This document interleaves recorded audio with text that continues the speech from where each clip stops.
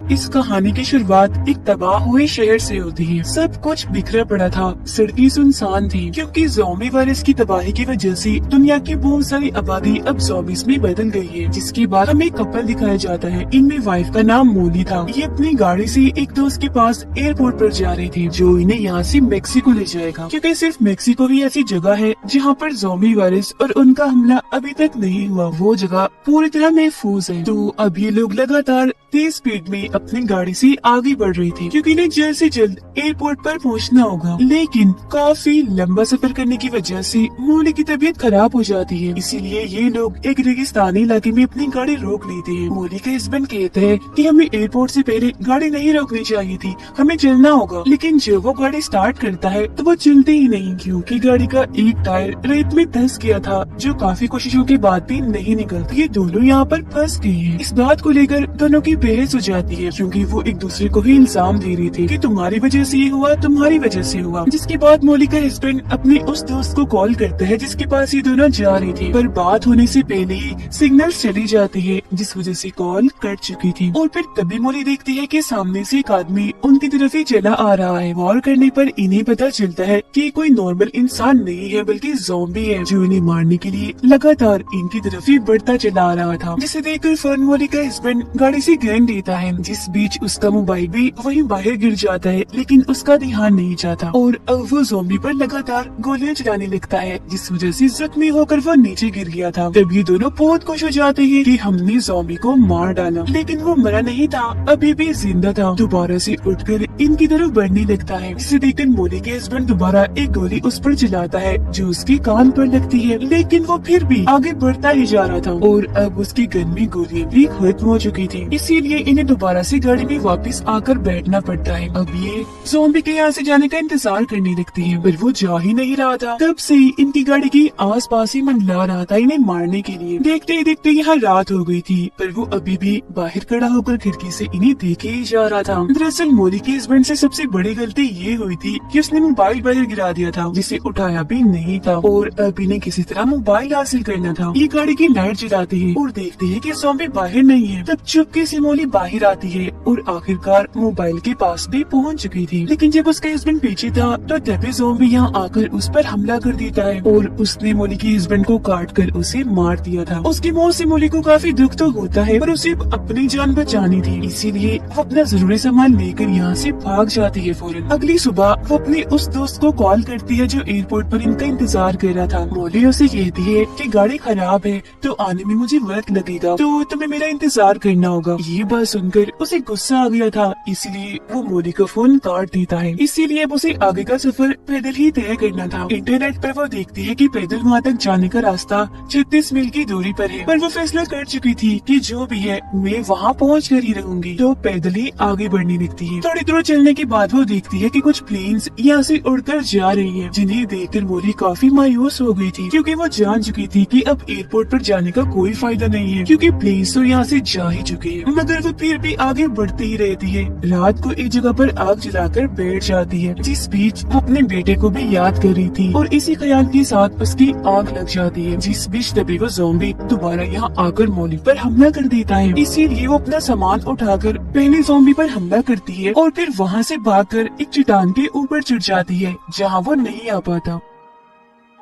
अगली सुबह वो देखती है कि ज़ॉम्बी अभी भी चट्टान के नीचे यानी उसके करीब ही है जो उसके पास आने की कोशिश कर रहा है। तो वो अपना सामान लेकर यहाँ से दोबारा भागने लगती है। हालांकि ज़ॉम्बी भी उसका पीछे करता है, पर वो आराम आराम से चल रहा था तो इतनी आसानी से उस तक नहीं पहुँच सकता था। लेकिन जब मोली एक जगह पर रुक गई थी तो दोबारा से वो उसके पास आने लगता है। अब यहाँ वो पत्थर से उसे डराकर भगाने की कोशिश भी करती है, पर वो उसे नजरअंदाज करके उसकी तरफ बढ़ता ही चला जा रहा था। और यहाँ एक बार फिर रात हो जाती है, इसलिए मोली एक चट्टान के ऊपर आग जलाकर बैठ जाती है क्योंकि वो जानती थी कि ज़ॉम्बी चट्टान पर नहीं आ सकता, तो वो यहाँ महफूज है। अब अगली सुबह उसे दोबारा अपने दोस्त की कॉल आती है। वो उसे कल सुबह तक का टाइम देता है, कहता है कि अगर तुम कल सुबह तक एयरपोर्ट पर आ गई तो ठीक है, वरना हम तुम्हें छोड़कर यहाँ से निकल जाएंगे। जिसका मतलब था कि एक मौका अभी भी उसके पास था यहाँ से निकलकर अपनी जान बचाने का। इसीलिए वो दोबारा से आगे बढ़ने लगती है, लेकिन ज़ॉम्बी तो अभी तक उसका पीछा नहीं छोड़ता। उसके खाने पीने का सामान भी खत्म हो गया था, जिस वजह से उसे कमजोरी हो रही थी और पानी की कमी तो बहुत थी। ऊपर से गर्मी भी बढ़ती जा रही थी। यहाँ वो रुक भी नहीं सकती थी क्योंकि ज़ॉम्बी उस पर हमला करके उसे मार देगा। लेकिन काफी थक जाने की वजह से उसकी आंखें बंद होने लगती हैं और फिर तभी यहाँ रेत का एक काफी बड़ा तूफान आ जाता है, जिस तूफान में वो ज़ॉम्बी के साथ फंस जाती है और बेहोश हो गई थी। फिर जब उसे होश आती है तो वहाँ से एक गाड़ी गुजर रही थी। वो उन्हें आवाज लगाकर रोक लेती है, जिसके अंदर से दो आदमी बाहर आते हैं। सबसे पहले वो मोली को पीने के लिए पानी देते हैं। वो फिर इन्हें बताती है कि मुझे एयरपोर्ट जाना है, तभी मैं यहाँ से निकल सकती हूँ, तो प्लीज आप मुझे ले चलिए। तो अब ये लोग मोली को गाड़ी में बिठाती है। वो देखती है कि मेरा बैग मेरे पास नहीं है। कहती है कि शायद वो वहीं गिर गया होगा जहाँ मैं बेहोश पड़ी थी। तो अब ये दोनों उसका बैग लेने के लिए चली जाती है। गाड़ी में मोली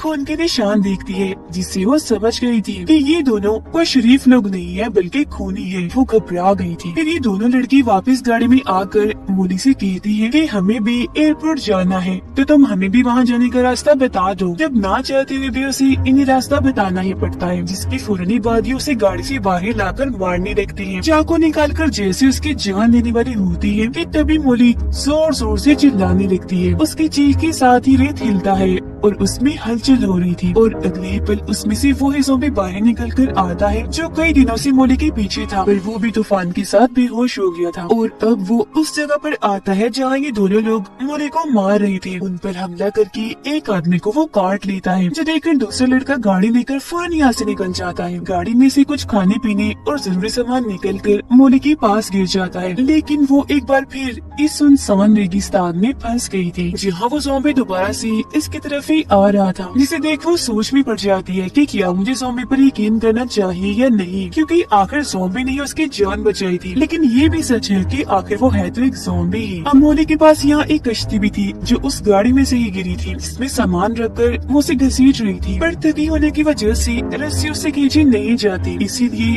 अब वो ज़ॉम्बी पर भरोसा कर ही लेती है। उसके गले में कश्ती की रस्सी डालकर उसमें सामान रखती है, जिसे खींचकर ज़ॉम्बी आगे बढ़ रहा था, तो वो भी उसके साथ साथ आगे बढ़ती रहती है। उसकी यहाँ एक किस्म की ज़ॉम्बी से दोस्ती हो गई थी। वो उसे अब अपनी कहानी सुनाने लगती है कि पहले मैं एक डांसर हुआ करती थी, मेरी बहुत ही छोटी उम्र में शादी हो गई, जिसके बाद मेरा बेटा पैदा हुआ, लेकिन क्योंकि मैं उस वक्त उसकी देखभाल नहीं कर सकती थी, इसलिए मैंने अपना बेटा अपनी बहन को दे दिया। मेरी बहन ने उसे पाल पोस कर बड़ा किया और आज भी वो वही है। मैं उसे बहुत याद करती हूँ। वो फैसला करती है कि मैं अब इस ज़ॉम्बी को ट्रेन करूंगी, सब इसे सिखाऊंगी। अगर इसने मेरा कहा माना तो इसे मैं अपने साथ ले जाऊंगी, और अगर नहीं तो इसे यही रेगिस्तान में छोड़ दूंगी। लेकिन वो ज़ॉम्बी तो उसका सारा कहना ही मान रहा था। तो अभी लोग आगे बढ़ते हैं और मेन रोड तक आ गए थे। मोली गाड़ी के आने का इंतजार करने लगती है ताकि यहाँ से निकल सके।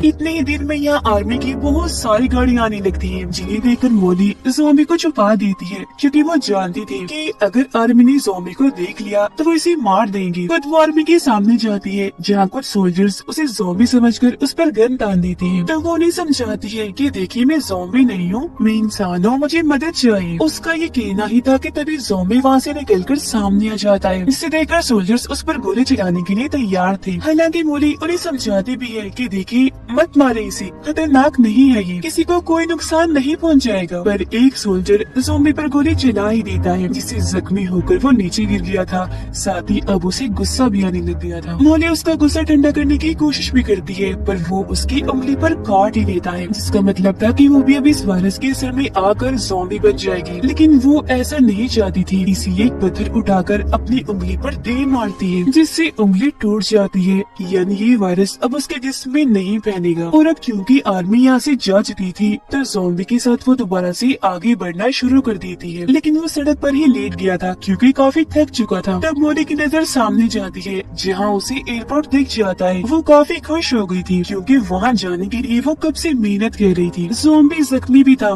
इसलिए सड़क से उठ ही नहीं पा रहा था, जिसे देखकर मोली समझ जाती है कि वो दर्द में है, इसीलिए उसे दर्द से छुटकारा देना होगा। तो वो एक पत्थर उठाती है और ना चाहते हुए भी उसे ज़ॉम्बी पर तीर मारती है, जिससे उसकी आखिरकार मौत ही हो जाती है। आगे बढ़ते हुए वो अपने दो दोस्तों के पास पहुंच ही गई थी, जो इसे मेक्सिको ले जाएंगे, जहां ये वायरस अभी तक नहीं आया। लेकिन यहाँ से निकलने से पहले वो अपनी बहन को कॉल करती है, जहाँ उसका बेटा भी था। फोन उसका बेटा ही उठाता है, जो बहुत ज्यादा डरा हुआ था। बताता है कि मुझे घर में कैद किया हुआ है, क्योंकि बाहर बहुत सारे ज़ॉम्बीज़ है जो अंदर आने की कोशिश कर रहे हैं मुझे मारने के लिए। जो सुनकर मोली अपने बेटे के लिए काफी परेशान होने लगी थी, क्योंकि उसे लग रहा था कि शायद मेरी बड़ी बहन भी इस ज़ॉम्बी वायरस की लपेट में आ चुकी है या वो भी मारी गई है। वो जानती थी कि मेरे बेटे को इस वक्त मेरी जरूरत है, इसीलिए वो मेक्सिको जाने का फैसला बदलकर अपनी बहन के घर जाने का फैसला करती है और उसके दोनों दोस्त यहाँ से निकल जाते हैं। वो गाड़ी में बैठकर ज़ॉम्बीज़ को मारते हुए